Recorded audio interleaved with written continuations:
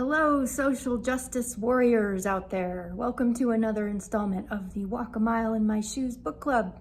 If you're new to our little group here, what we do is we share a story about someone who's making a positive impact or has made positive change in the world.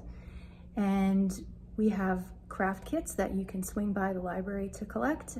And after you've read the story, you can make a craft together with a grown-up, and then you are encouraged to walk a mile and talk about the story that we read and the craft that you made.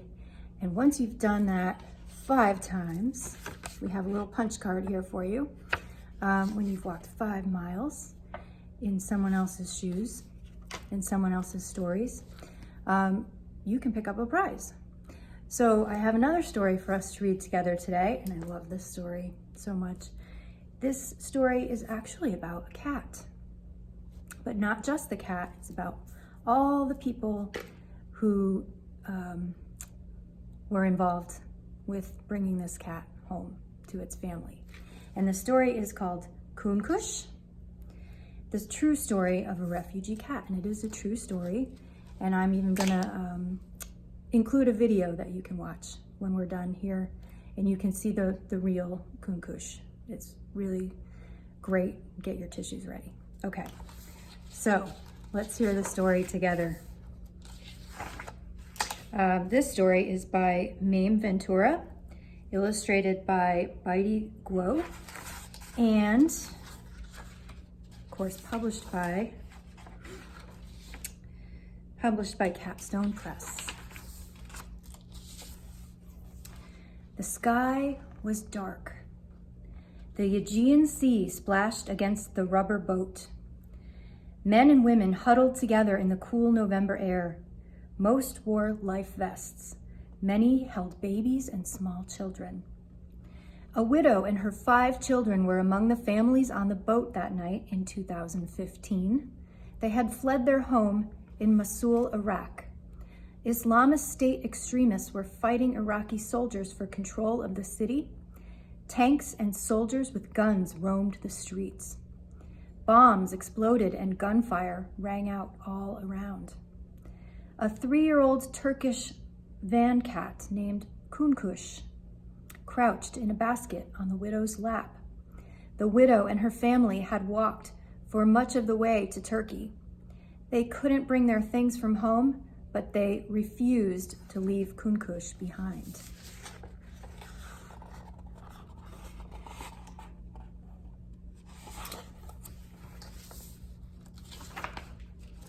The fighting in Iraq had forced hundreds of thousands to flee. Many went to refugee camps in Turkey. If they could get to Greece, volunteers would help them find new homes in Europe. But to get across the water, they had to pay smugglers to take them secretly during the night. Kunkush's family had paid an extra 1,000 euros to bring their cat in a basket. Crossing the ocean in a rubber raft was dangerous. Often the smugglers let too many people ride at once. Many had drowned when the boats capsized. Those who made it safely to Greece had more trouble ahead. Camps were overcrowded. Volunteers were running out of supplies. It was becoming harder to find new homes for the refugees. The people on the raft knew about these dangers. They took the risk in hopes of finding better lives.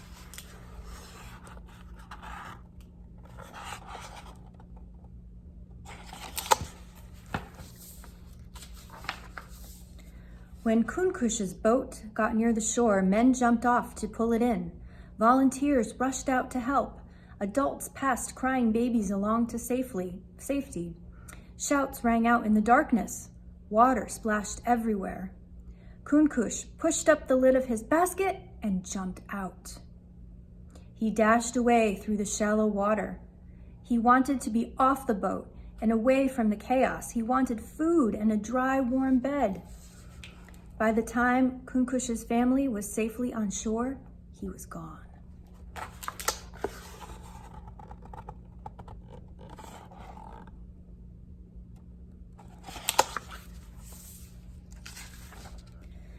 When the sun came up, Kunkush found himself in a fishing village on the Greek island of Lesbos. His fur, usually white and fluffy, was wet and sandy brown. He was so hungry. He didn't recognize the streets or buildings. He couldn't find his family anywhere. Feral cats roamed the village. Local fishers and shop owners put out food for them. Kunkush found some dry cat food scattered on the ground around the patio of a cafe. He tried to eat, but the other cats bared their teeth, snarled, and jabbed him with sharp claws. He ran away. Hunger forced Kunkush to come back, but each time the wild cats chased him off.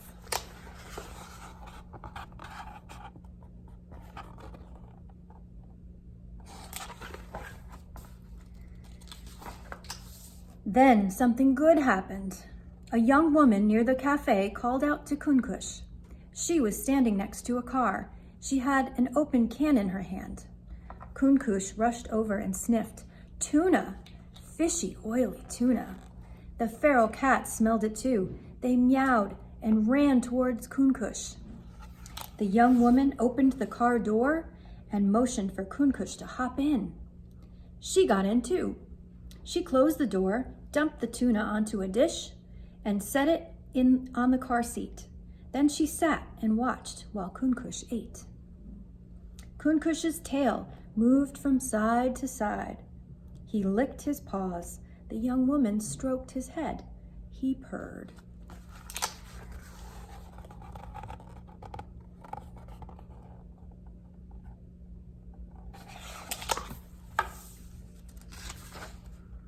Kunkush's belly was full when the young woman lifted him out of her car, but the next morning he was hungry again.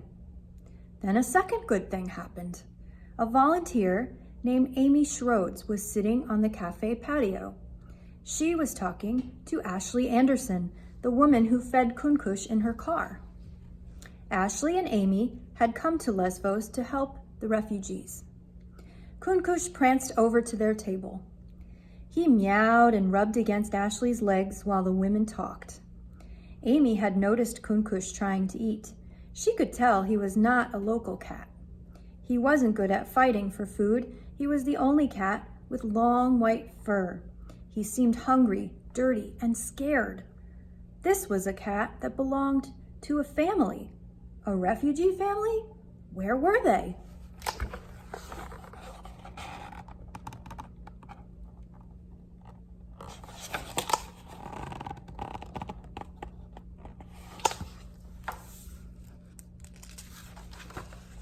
Kunkush was getting luckier by the minute.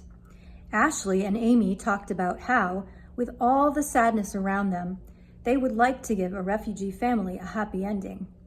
What if they could reunite the cat and his family? They didn't know the family's name. They didn't know the cat's name. They didn't know where the family went. But they were sure the family missed their cat. They decided to try. They would call the cat Dias, the Greek name for Zeus. Amy asked other volunteers if they knew who owned Kunkush. 2 coworkers remembered seeing him run away the night his family arrived. They had helped the family search for several hours to find their cat. Finally, they had to give up. It was time for the family to move on from the refugee camp.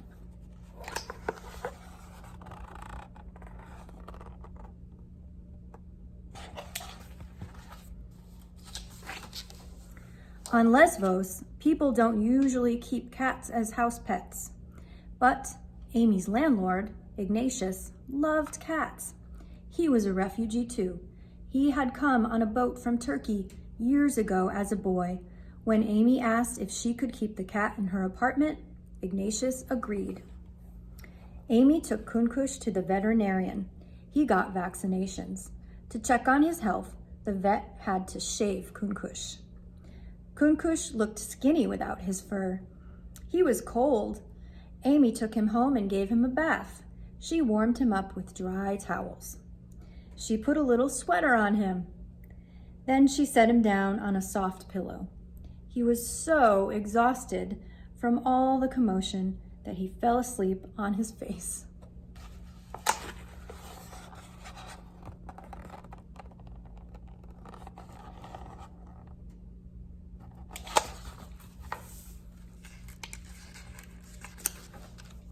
Amy had a friend named Michelle Nin who lived in Oklahoma. Michelle was a volunteer like Amy. She had experience using social media. When Amy and Ashley asked Michelle to help them find Kunkush's family, she agreed. The women created a Facebook page named Reunite Dias. They posted Kunkush's story and asked everyone to share it. If they could tell enough people about Kunkush, maybe they could find his family. While the women were busy working, Kunkush snuggled with Ignatius. The cat stayed warm in his sweater. He ate the good cat food and treats that Amy gave him.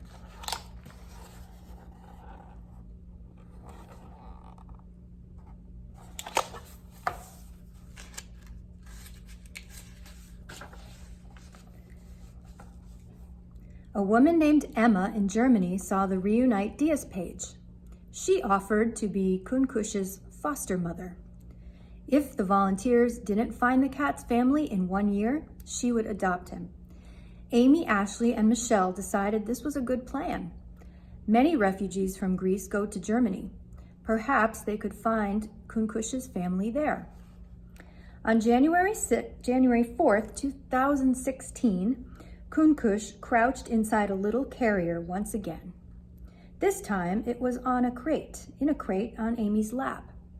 He was silent during the flight from Lesbos to Germany, but once Amy got off the plane, he meowed and yelled. Before long, he was in a nice warm apartment. A new lady picked him up and sat down with him on a big chair. She snuggled him into her lap and stroked his fur. Kunkush closed his eyes and purred.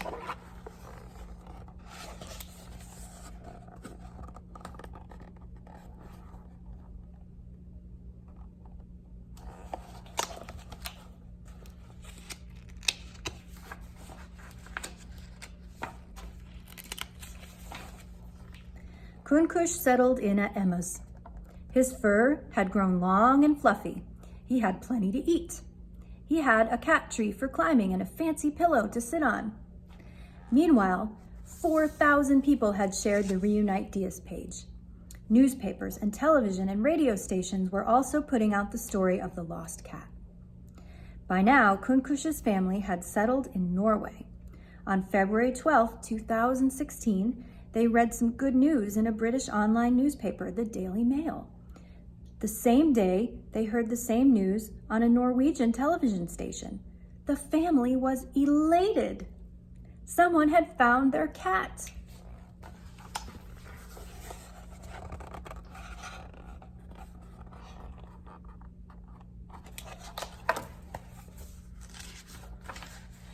On Valentine's Day, the family contacted the Reunite Dias team. With the help of their neighbors, they set up a video chat between the family in Norway, the cat in Berlin, and the volunteers. The family crowded around the monitor and cried out with joy when they saw Kunkush. The volunteers also thought that Kunkush recognized his family. But Kunkush was confused by the video chat. He kept looking behind the computer to find them. Next, Kunkush made another friend. Doug Kuntz was a photojournalist who had lived next door to Amy in Greece. He offered to fly with Kunkush from Germany to Norway. The Reunite Dias team had done a great job of spreading Kunkush's story. When Doug and Kunkush got off the plane, people recognized them and cheered. Reporters with cameras were at the family's apartment when Kunkush arrived. Amy watched through a computer video camera. Doug rang the doorbell. The door swung open, and there was Kunkush's family. The mother started to cry. "Kunkush, my life," she cried. She tried to unzip the carrier, but it was hard with tears in her eyes.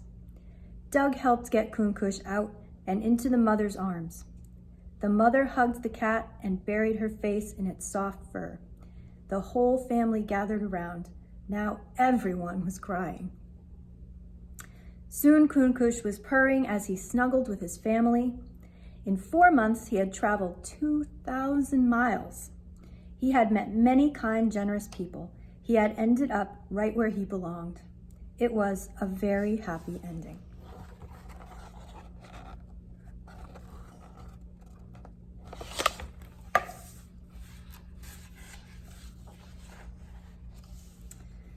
Happily ever after. Kunkush was happy in Norway. Amy, Ashley, and Michelle checked up on him regularly through video chats. He was having all kinds of fun with his family. He enjoyed napping, playing with his younger sisters, and watching out the window. He got plenty of cuddling. He even liked the snow. Each time they spoke, the family sent their thanks and love to the Reunite Diaz team for their kindness and generosity. On June 2nd, 2016, Kunkush passed away unexpectedly from a viral disease. As sad as his passing was, his life was a happy story. Because a few people cared enough to take action, a scared little cat and the family that loved him were reunited. The end. So that's the story of Kunkush. And make sure you watch the video and see the real people from the story. It's quite moving. And make sure you swing by the library, pick up your kit, and we're gonna make these little bookmarks, and you can personalize them however you like.